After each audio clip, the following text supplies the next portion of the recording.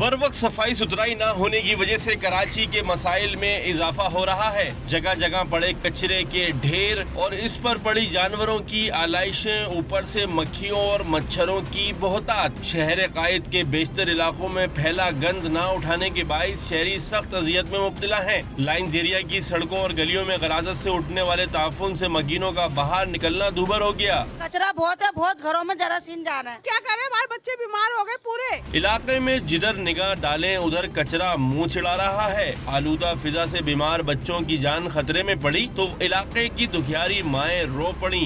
हम कचरे में रह रहे, कचरे का पानी निकल निकल के हमारे बच्चे बीमार हो रहे। इतना कचरा जमा हो जाता है, कोई उठाता नहीं है, हम खुद साफ करते।